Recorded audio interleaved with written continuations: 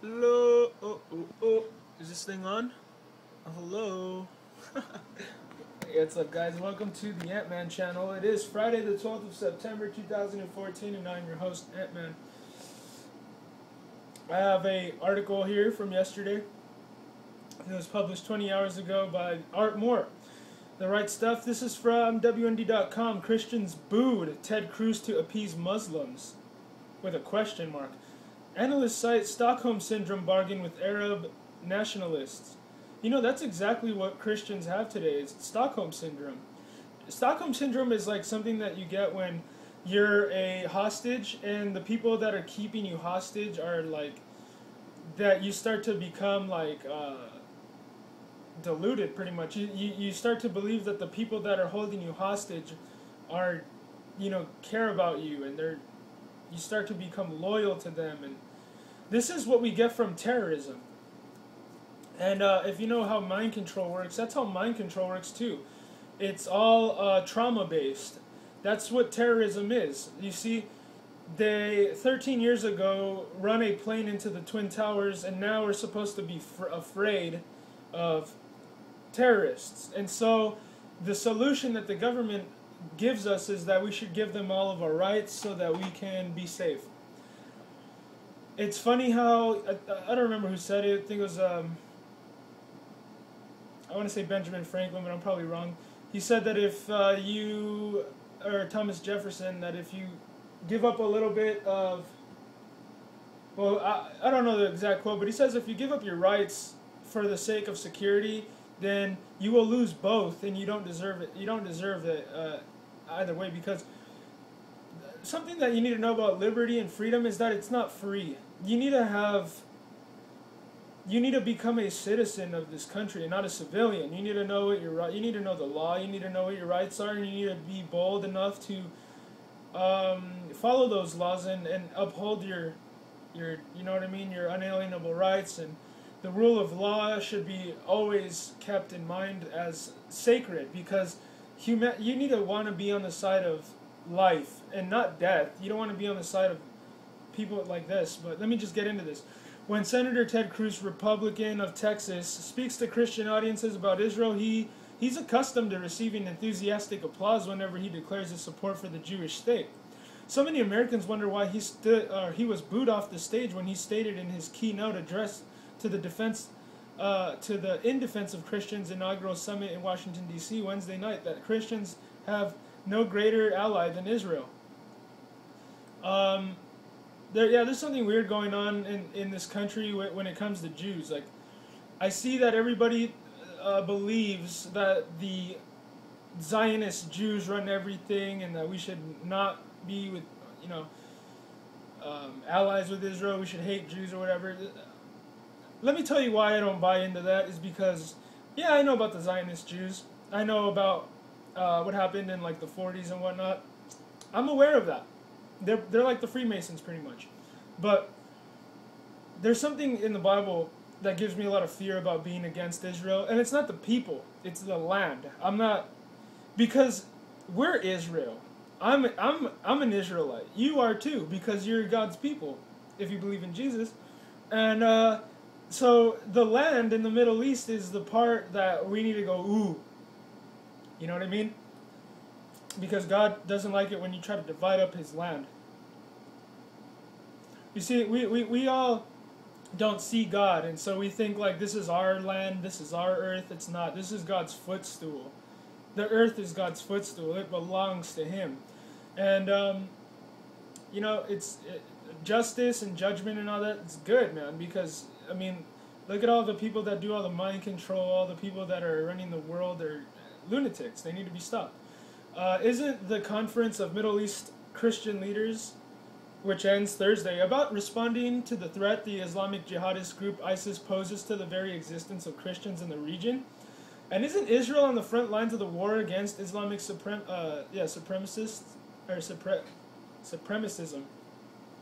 Some analysts of Islam and its clash with the West believe the response of the Middle Eastern Christian leaders to Cruz is rooted in a grand bargain their tiny minority has struck with the Arab nationalist and Muslim majority, which has enabled them to survive. It is shameful that these Middle Eastern Christians heckled Cruz for standing with Israel, Robert Spencer writes, at his Jihad Watch site. This is the result of their long historical identification with Muslims as fellow Arabs. Spencer says the Arab nationalist imperative was largely an attempt by Christian Arabs to ease the pain of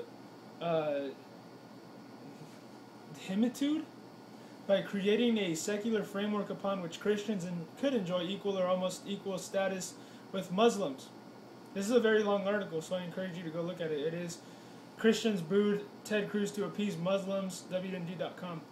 I'm sorry for you guys out there that believe that holding hands and singing Kumbaya is going to make peace. You're never going to have peace in this world, I believe. Like, you're going to have trouble in the world, but Jesus says that take heart because he's overcome the world. Because if Jesus says that you're going to have trouble in the world, I think you should just take his word for it. As long as we're finite and not perfect morally, we're going to have problems in this world. And we cannot... And this is what I always mention this in my videos, is that people have misplaced compassion. I understand that killing and war and all that is bad. I understand that. But as long as you're a human being on this earth, you're going to have that. Because we have these different worldviews and convictions. You cannot have misplaced compassion toward the Muslims that are extremists and chopping little kids' heads off. You need to want justice. You need to want to see these people get what they deserve. You can't... this is Stockholm Syndrome, straight up. Throw money at your problems, or treat your enemies like they're your handler or something. It's amazing. It's amazing what people do out of fear. You start to serve the enemy out of fear. And the Bible goes on about that as well, that we all are, when we're led by fear, we are really just serving the enemy's purposes and plans. And living in fear, I hear sometimes like, oh, fear is the useful thing. I don't know where you get your worldview. You get it from Hollywood movies, I guess. But fear is not useful. Fear ultimately makes you betray your friends. It ultimately makes you a traitor. It ultimately makes you sell out. Fear is not a good thing. It's never a good thing. So I don't know what himitude is, but a term coined by Bat Yeor, the Egyptian-born British writer and political commentator, is the subjugated status of non-Muslims, particularly Jews and Christians, under Islamic rule, which is ordained by the Quran and subsequent Islamic texts. I mean, could Islam be the one world religion that everyone's going to be a part of? Because it seems that everyone's such a pushover to these guys these days. It's just like, oh, well, let them have Sharia law in America, or stop waving your American flags. You're going to offend the Muslims. It's like,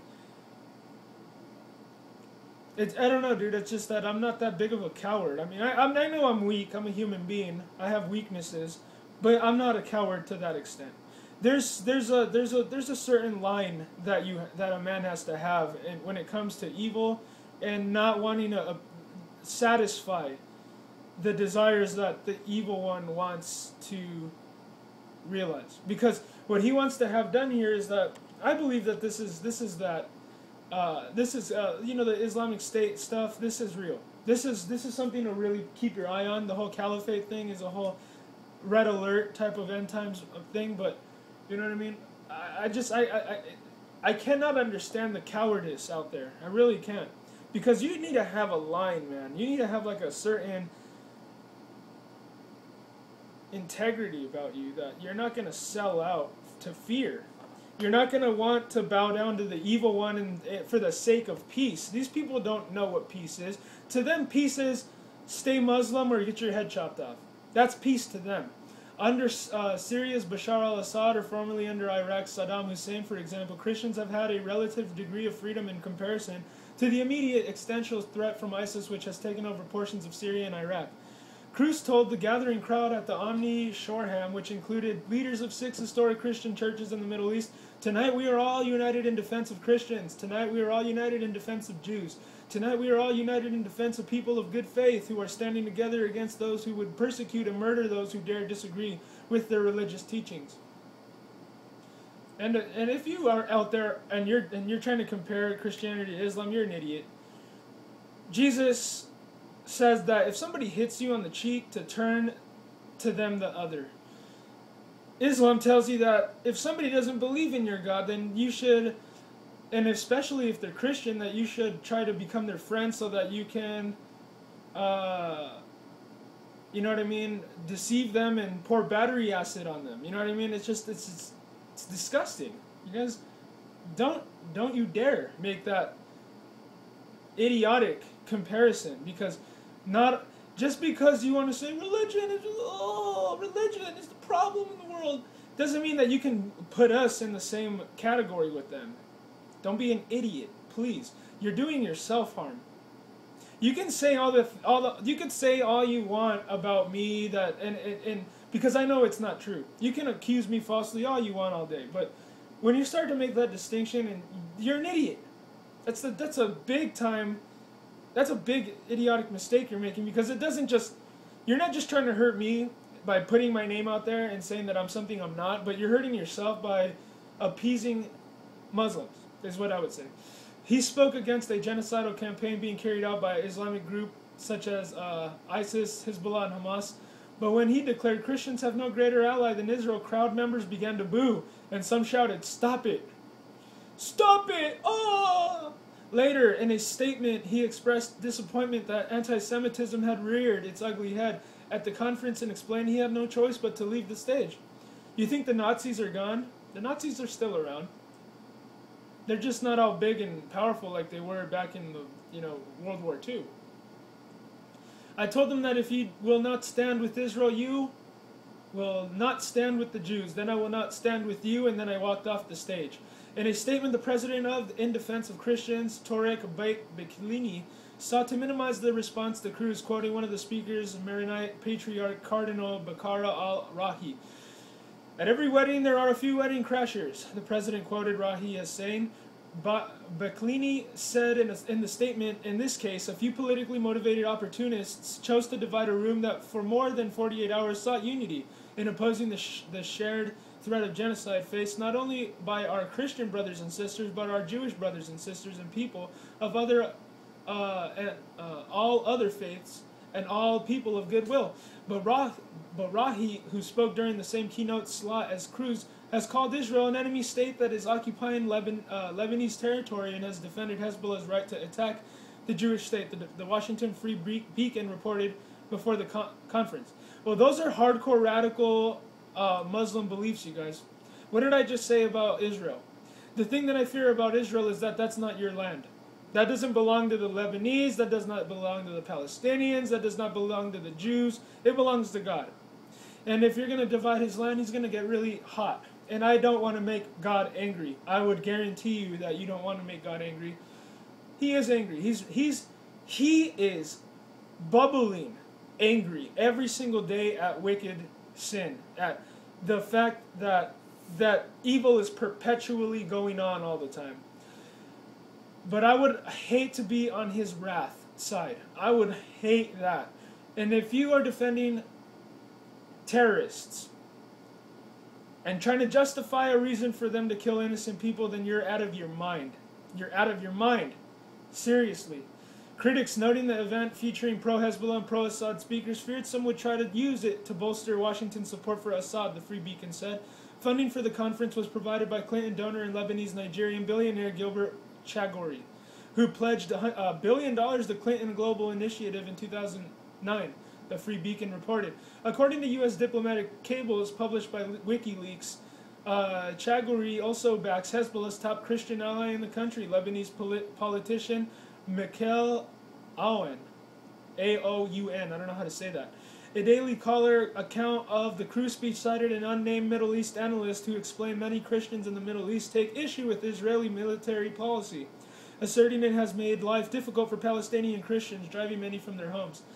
Israel's policies have led to demographic pressure that's made the West Bank and Gaza far more Muslim than in 1948, the analyst said. You know what really blows my mind is that the entire region around the Mediterranean Sea used to all be Christian. Where do you think we got this from, you guys? Where do you think this came from? It came from the Middle East. It came from people that, like Paul, Silas, Philip, Apollos, Barnabas, All these people were great men of faith, and they went around and converted everyone. In the Philippians, treated them bad, with like Peter in them, and you know the first and second epistle to the Corinthians and how much trouble they caused. But look at the Mediterranean region now. It's all been Islamicized because it's all been but you know what I mean? These people have no desire for peace. It's all forced conversion. It's all terror. They impose their will on you. Well, let's get into Stockholm Syndrome. But Spencer believes the Arab nationalist imperative has meant the utter co-opting of Christian communities in Arab countries. They became politically, culturally, and socially indistinguishable from the larger Muslim population. This was because for Muslims, Islam was always the heart of the Arab identity in any case, he writes. Also farther back than the advent of Arab nationalism, Dhimmi communities were also kept apart and at odds with one another, Spencer notes. They were communities of fear living under a never-ready threat of death if they got out of line, and so mostly they didn't. Mark Dury, see, you cannot have a society like that, people, where if, you know, I like diversity. Diversity is a good thing, but we cannot have that. We cannot have that. It's just, we cannot have a type of ideology living among us that is opposed to our way of life, and it just kind of creeps around converting people, and we're just like, well, leave him alone. No, disdain and rebuke that person and pity him, because he's following his hateful religion and his false prophet and all that, and it's just not good for anybody. You cannot sympathize with evil, man. You cannot give compassion to that kind of stuff because it doesn't deserve it. I love to you should love mercy, like it says in the Bible.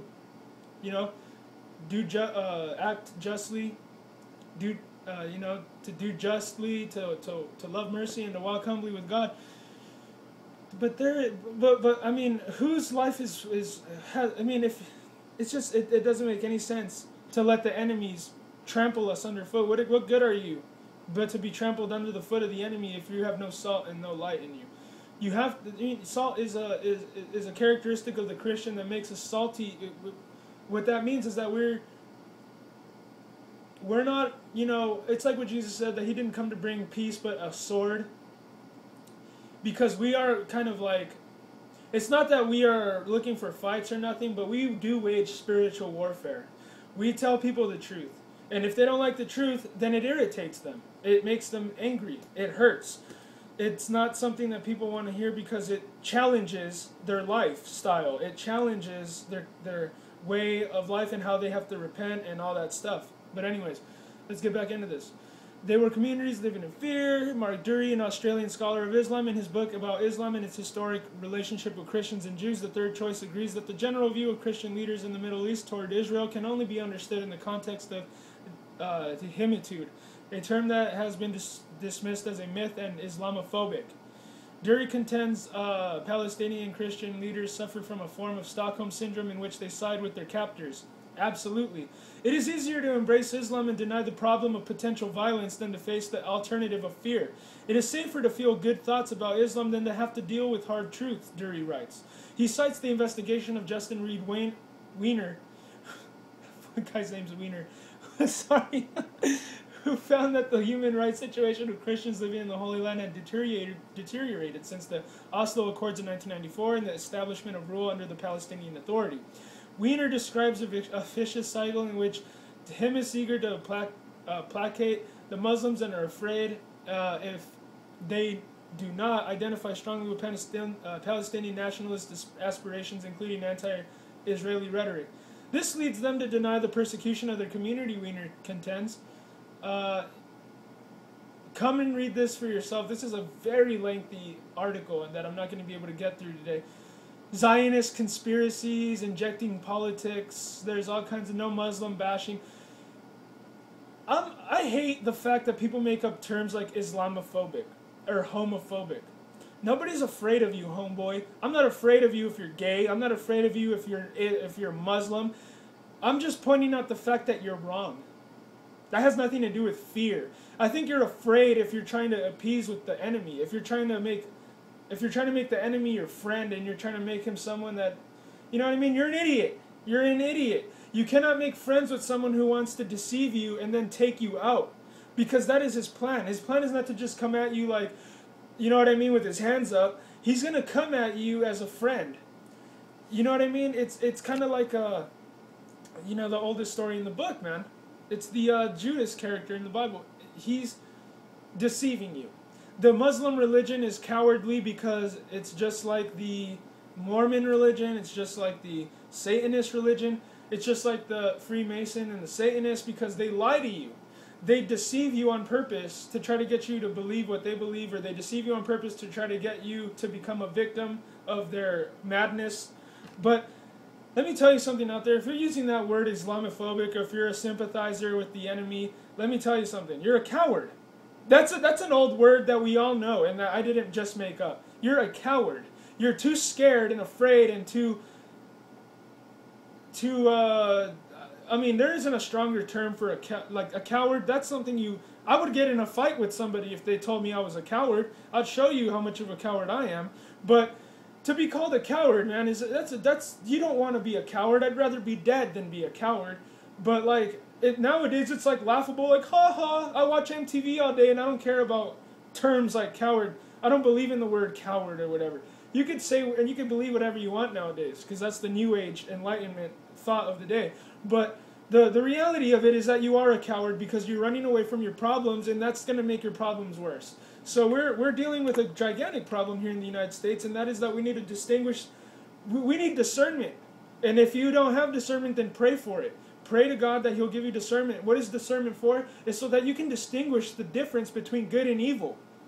And so that you can see past the smiles and the handshakes and the acting like all this, you know what I mean? Acting like a good person nonsense.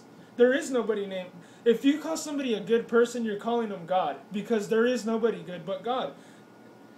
You got to be out of your mind to believe there's good people in this world. The only thing that influences you or inspires you to be good is the love of God, knowing Him. And if I didn't believe in God, if there was no God, which would be absolutely just to even entertain the idea that if there was no God, to me is absurd, because everything is sustained by Him. Everything has been created by Him. There has been nothing that has been created that wasn't created by Him. There's just, we're creative. We're made in His image. We're creators as well, but He creates in a different way. He can stop all of our natural laws to create miracles and all that. We can't do stuff like that. But we could create stuff out of things that are already made. Science does not create anything, okay, you guys? Show me an example of science creating anything. You know what I mean? It's just, I don't know, that religion in and of itself, the atheist religion of believing that science is the creator is hilarious. But anyways, if there was no God, there would be no reason to act or to even care about being a good person. Let me tell you the truth, that there is no point.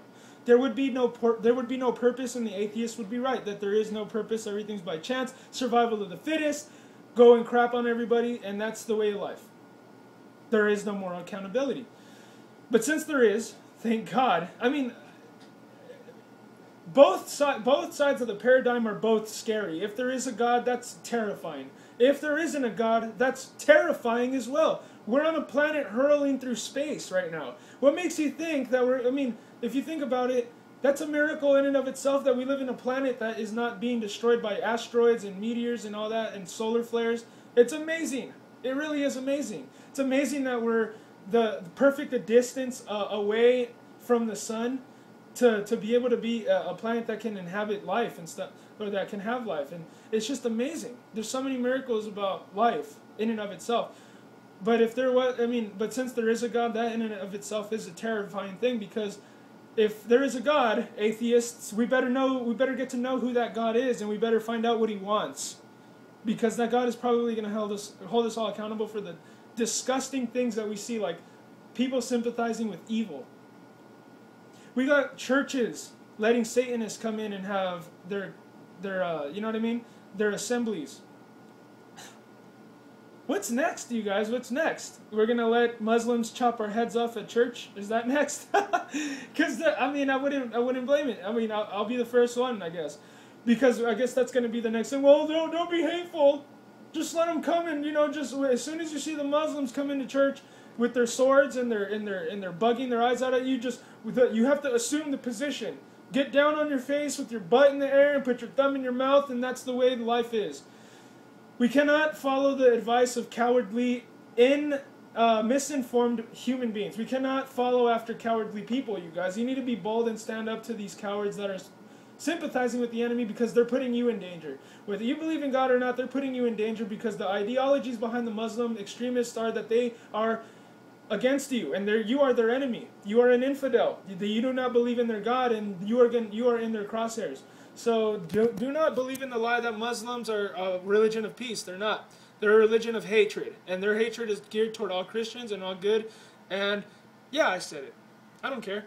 I'm proud of who I am, and I am who I am because God made me that way. And I don't know how that, when it comes down to my testimony, my childhood is so hard to even talk about that it's amazing to me that I'm alive.